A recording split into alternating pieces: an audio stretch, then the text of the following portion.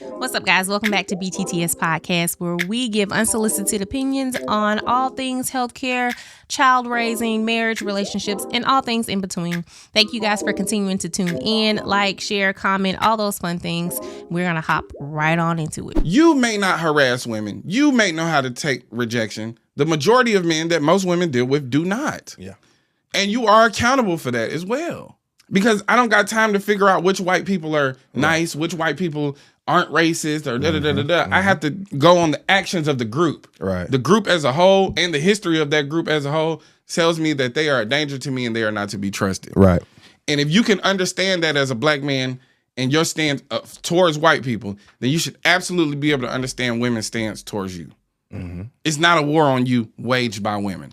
Actually, the war get a little thicker when we start talking about it from the perspective of a woman and the greater society of racism and white supremacy being waged against black people, and then the patriarchal society being waged against women. So they have to deal with two elements. One of those elements we don't have to think about, and honestly, we're perpetuated. Mm.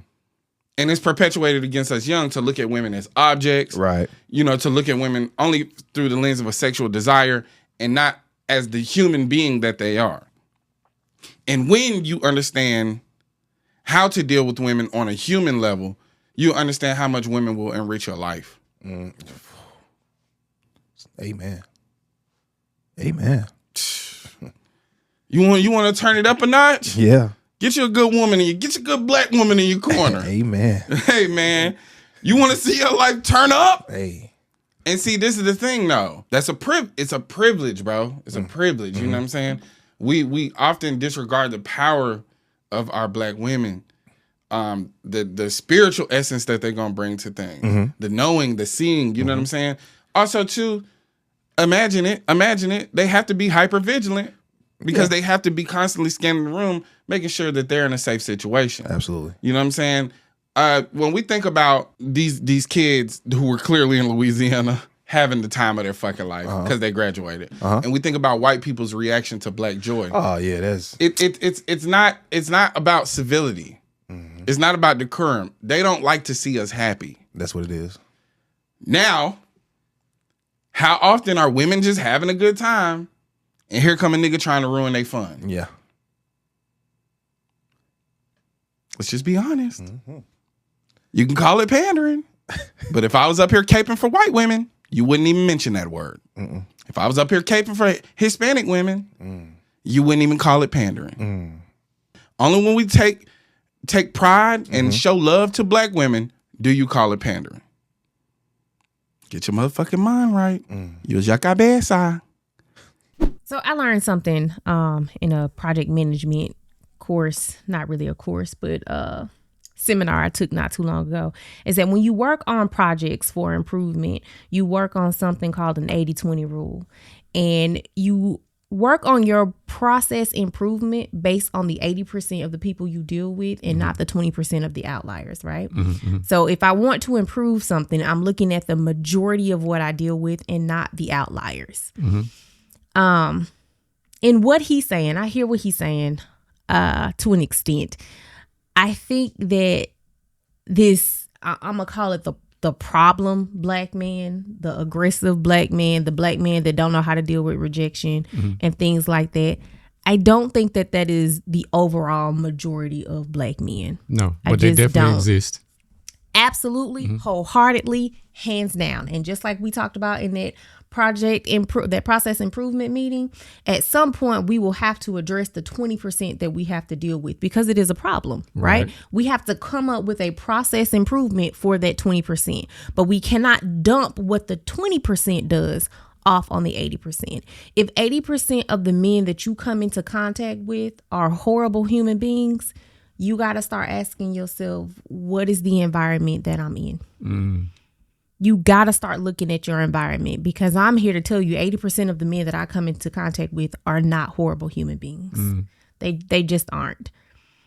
Unless they're this way behind closed doors. Very and possible. But that's not what we're talking about. Right. We're talking about being out in public, exactly, out in open spaces and being cackled and harassed and taunted and mistreated by black men.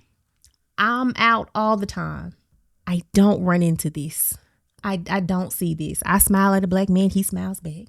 I say, good morning. How's your day going? He say, good morning, beautiful. It's wonderful. They smile. You want to know why? I had one tell me, you know what? You're the first black woman I've seen all week that spoke with me with a smile. We are a part of the problem. Let's just be clear. We want to dump it all off on black men, but we also have to ask ourselves, are we causing a part of this? Y'all finna be real mad in these comments. Clean it up now. Are we causing part of this because we're treating everyone the same? Because a black man comes to you and says, hey, how you doing?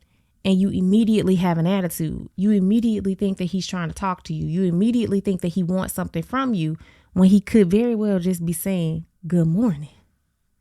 It's becoming almost a tit for tat.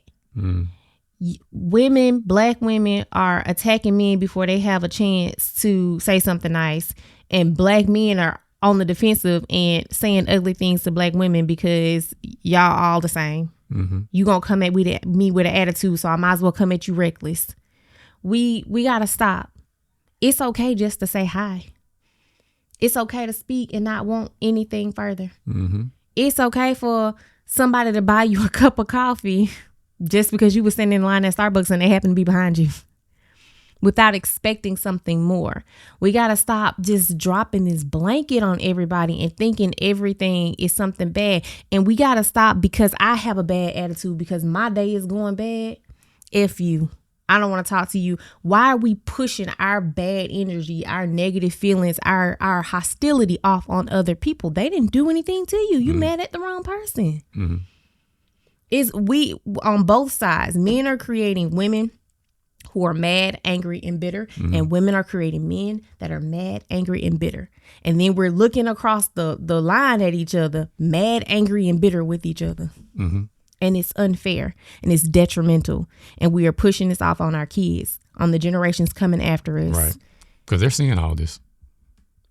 We got to make it better. Yeah. We've got to stop just pushing this off. I treat everyone the same. If you see me walking down the hallway, I got that rest in peace face. That it exists. I'm sorry. I'm not a mean person though. If you speak to me, I'm gonna speak back.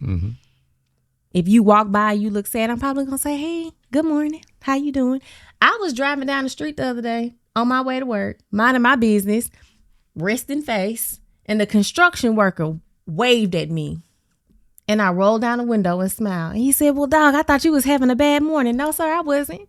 I was just contemplating. I didn't want to go to this job this morning, but I'm fine. Good morning. How are you? And we had a nice, calm conversation as I waited for the flag man to wave me on by. There's a misconception. There's miscommunication that's happening. You feel like you looking at somebody and they look mad. And as a man, the first thing they want to say is, you too pretty for that mad face. Smile. And it's taking it an insult. Smile. Or just say, you know what? Today's not a great day. You don't have to go off and get mad and get angry and start yelling and cutting up. They really are just trying to brighten your day sometimes. Now, I will not sit here and pretend that some of them are not. Right. That some of them really are out to make your life and your day even worse. They exist. They do. But sometimes what's happening is each party is feeding off of the other. Neither one of y'all intended to start out in a quarrel. In a argument. That wasn't the initial intent. But that's what happened because we were feeding off of our perceived impression of the other person. Yeah. I kind of want to take it back and go back to the beginning of the video because he started speaking about, men and how they approach women and how they can't deal with rejection. And I assume he was saying that the men that can deal with rejection and have no problem with it, I assume he was speaking about these men when he said that, and you're accountable to that. Now, I don't know how to really receive that because I don't know if he really meant that word because, when you start thinking about accountability, you're thinking about somebody needs to accept the blame for something. Now, I don't know if that's how he meant it. I hope that's not how he meant it because if he meant it that way, to me, that doesn't make sense. I hope that he was saying that we are accountable for society. And by saying that, maybe he was going down the route of saying that we need to create a better society overall for women in these scenarios, so they don't feel like they gotta, cower when they're around men or look at men in a dangerous light. Because to a certain extent, I kind of understand women walking around and being fearful of men, because it's just like, if there is a room full of snakes, I don't know which one of these snakes. If I don't know snakes, right, and I don't know what they look like, I can't tell which one of these snakes are venomous. And I also can't tell which one of these snakes plan to bite me. So it's better for me to practice safety than to step my foot in this room of snakes. Now I understand that to a certain extent, but then when you start bringing it into human nature, if you look at it from this standpoint, because this is all turning into stereotypes at this point. So when Caucasian people look at black people and they say, oh, they just steal. They rowdy everywhere they go. They destroy their own neighborhoods. Is it fair for Caucasian people to look at all black people in this way and say that they're all these types of people? Or is it fair because I know a few black people have stolen out of the store for me as the store owner to follow black people around because I assume that they're going to steal because I've seen these people do this before? This falls into the same bucket. And when we start looking at this and saying that men are accountable for the bad apples in the bunch, I think that's where we kind of lose the plot. Because when you look at this situation in totality, right?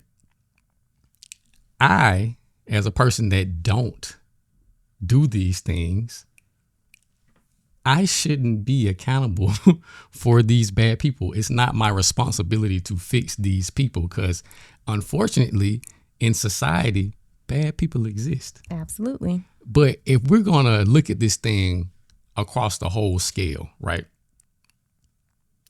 We can't just say that this fits in this box for this group and not apply across the whole scape of things. I understand that certain violence and things that happen towards women is more severe percentage wise from men. But when we take the severity out of it, right? And we look at rates and things like that. Certain things women do to men have to also be included in this conversation. If I am a male who grew up in an abusive house, right, where my mom was beating the crap out of me or just being verbally abusive, and then I grow up with this thought that women are just like this, and I end up choosing women, and all of them are being verbally abusive to me, and some of them even hit me when they felt like I wasn't doing something that they wanted me to do. Is it fair for me then to overgeneralize the whole swath of women and say that all women act like this? No. You see how this doesn't make sense, and it starts to become sexist. Now, my question is sexism wrong, or is it all right? Because at this point now we're looking at these issues and we're saying, okay, well, it's socially acceptable to label all men like this, but it's not socially acceptable for women to be labeled in whatever label, because you can't label women anything. And if you do label them anything but beautiful, lovely, and a child of God, then, you're a horrible person. But if you label them any kind of thing that is seen as negative by society, then that's a problem. Even if there's a stereotype for women fitting in these boxes, you can't name them that. So now listen, some stereotypes, they are true, right? for a great amount of people. But we still, even in those scenarios, you can't overgeneralize. You look like you wanted to say something, so you. No, go ahead. Nah, go ahead. No, because I was going back to the snake analogy. You finish. Oh, okay. Yeah. No. So because I look at it like this. So like if we had like a barrel, right, and we had a barrel and we filled it full of apples, right? Let's say you have some in the bunch that were starting to rot, and they stinking, and they starting to cause some of the other ones to rot, right? So then you have the other apples in the bunch that are perfectly fine. Would it make sense to blame the perfectly fine apples for causing the rest of the bunch to rot, or blame those perfectly fine apples for rotting the other apples, or blame those perfectly fine apples for just the apples that are rotten? Like this can be looked at from many different ways. I don't really know how to really get past this other than saying that we need to stop, because my thing is this, right? I will say that men need to be accountable in this situation in this form, just by simply speaking up to other men, you know what I'm saying? Which I see quite a few men all the time online calling out certain behaviors that men are doing as predatory and as problematic to society. I see this all the time. So if you have a homeboy that's doing something that could be seen as sexist, or just simply objectifying women, or just sleeping around with a bunch of women, cheating on his wife, cheating on his girlfriend, just doing all these different things, then as the men that don't do those things and don't believe that those things are correct or right, then I think you need to speak up. But the thing is, a lot of times when these men that are doing these things, the horrible men of society, these men don't listen. So they end up being this person, whether you speak to them or not. So then the next question is, what's the next step? I believe I had a conversation with you about this a long time ago. You did. What's the next step? Is the next step to delete these human beings out of this realm? Because that seems like the next step, because if they're not going to listen, then what exactly do you do? Because if you excommunicate these people, stop talking to them, and I've said this before, you stop talking to these people, stop hanging with them after you have approached the situation with them several times and made it known that, hey, this is not cool. You need to stop doing X, Y, Z. The next step is to fight them or get rid of them. I'm not a police officer, so I can't put them in jail or in prison. And some great deal of these things are not even crimes. Yeah, I was going there. I'm saying I was going down the list. Yeah, I can't delete them either, or I'm not willing to. Should I say it like that? Because anybody can delete anybody. But I don't know what the next step is, because the accountability stops. There's a hard stop, because then at that point, if I cross this hard stop, now the good man is taken out of the picture as well. You're no longer a good man. So what are we doing here? So again, we got to look at this from all angles. Can't just be like, okay, bad man equals all bad men, and just leave it at that. We can't be like bad woman equals all bad women. We got to start just looking at this thing in totality and taking a zoomed out picture and understand that just because a group or a percentage of individuals that you've dealt with, and some people haven't even dealt with anything like this before, they base it off of what they heard somebody else talking about. So if you look at it in the way of saying that, okay, I've dealt with 5 individuals that have done this thing to me, so I need to apply this form of thinking to the whole group. If I look at it like that, then that's an inaccurate way of looking at things. And you'll never get past whatever you're trying to get past, whatever trauma or whatever anger or whatever issue that you have with the opposite sex. So I'm gonna take it back to the snake analogy. Mm-hmm. Being in a room full of snakes, right? I have always had a real phobia of snakes. I'm talking about wouldn't even look at them on a screen, in a book. It's a no for me. Heart racing, sweating, all of that. It's a no. I don't do snakes. In my mind, all snakes are poisonous. All of them will kill me. They are all dangerous. I don't fool with them. And that's how they're looking at it. Exactly. Right. That's exactly how they're looking at it without taking the time to know each snake. Yeah. Right. My brother, in his infinite wisdom, and I wanted to fight him, would just start sending me videos of snakes. That's crazy. Just over and over and over again. But what it did was desensitize me to looking at them. So now I was able to look at them on the screen. Because before I couldn't. Right? You I had couldn't, real phobia. I did. I could not even look at them on the screen, but he bombarded me with these pictures of snakes. So eventually I was able to look at them on the screen, right? So over time, I'm looking at these snakes on the screen. I've gotten comfortable. I joined a Facebook page to identify snakes. That's how comfortable I got. Okay. Because we live out here in the woods. I want you to bear in mind, just like you said, some of these people are stereotyping people off of things that they have heard. Right. I've never personally encountered a snake. I have now. But at the time, I had not personally encountered a snake, and yet I deemed all snakes as venomous and dangerous, and they would kill me.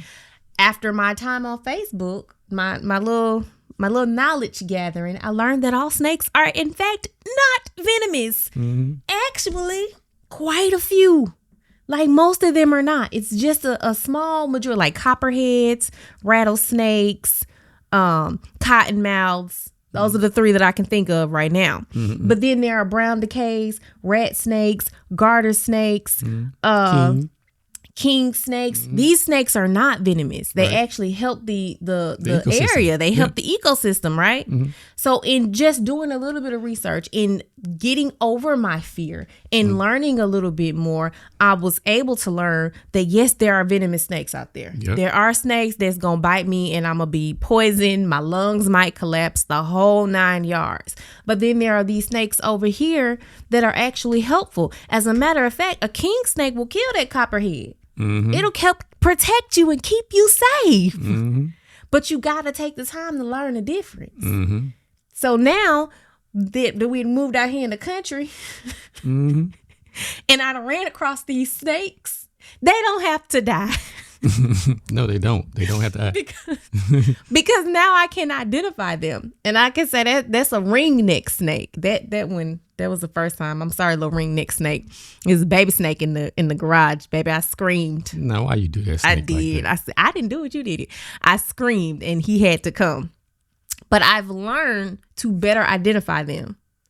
So I'm not as afraid. The brown decays that was in the driveway, the gigantic rat snake that slithered along the house, I can identify them as not dangerous. Now I'm not going to go and approach them. I'm not there yet. But I know that they're not dangerous. I can identify the safe snakes and I can identify the dangerous snakes. So we have to learn as a society, not just our women to our men, but our men to our women, to identify the poison within our community and identify the help within our community and stop just blanketing that everyone is a poison. Right. So you know what they'll say to that though? Because even though you just said that, they'll say that, well, with snakes, there are clearly some websites you can go to and you can read up on these snakes and see how they've been studied, and you can see how their heads are shaped and tell whether or not they're venomous or not. So you can see all that with research. But if you're talking about men, there's no site that you can use to identify what type of man you're dealing with. What would you say to that? Because they would be right.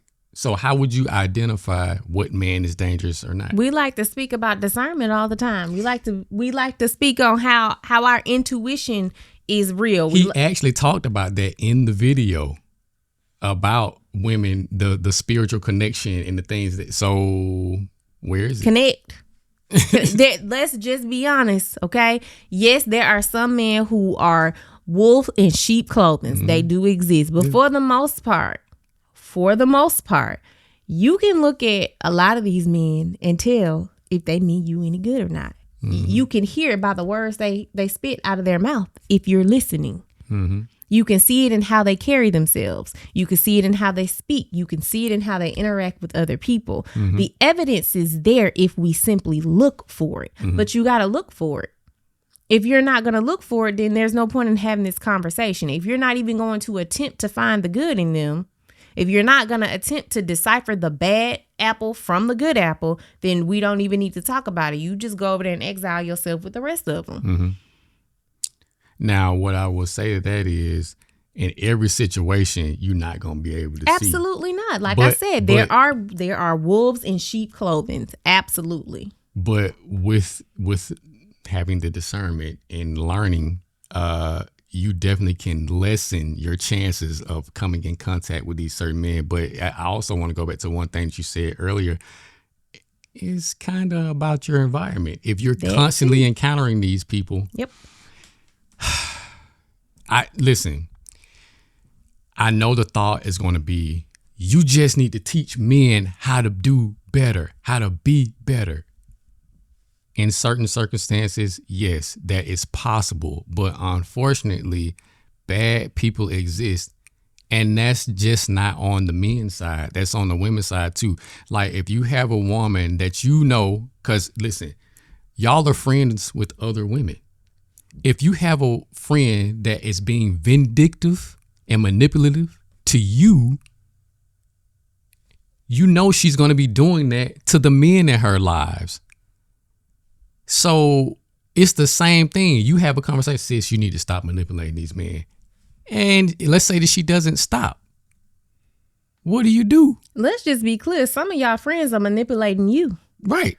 That's what I just said. You sitting beside a venomous snake telling all your business, and the minute y'all ain't friends no more, she done went and spewed it all. Right. Doxing you on the internet. Your friends are not your friends. And you unfortunately can't see past that, or you do and you just don't care.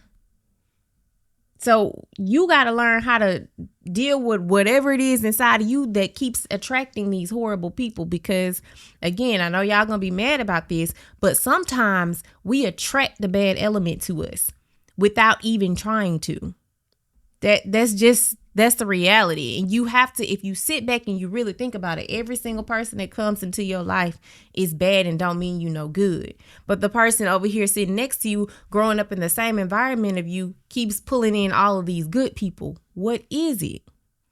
You got to ask yourself. Sometimes you got to do some self-reflecting and some self-cleaning and get whatever it is that keeps pulling these negative people. And it could be that they pulling them to you for you to help them, or vice versa, and you haven't figured out how to do it yet.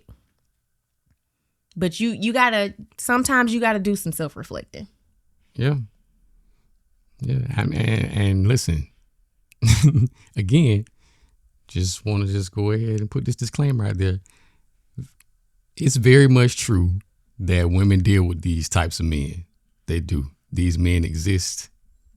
And unfortunately, they're going to continue to exist no matter how many men have conversations with them or not. So you just, like he said in the video, you got to be vigilant. But being vigilant does not equal you putting everybody in one pot. It just doesn't. Because if that's the case, then you deserve to be put in one pot. Nope.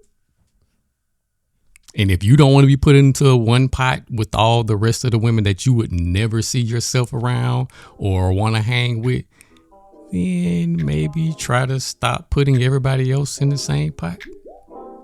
I mean, that seems simple to me, but that's just me. I don't know where else to go with that. You got anything else to say? Nope. All right, like, share, subscribe. We'll hit you guys in the next one. Peace. Night.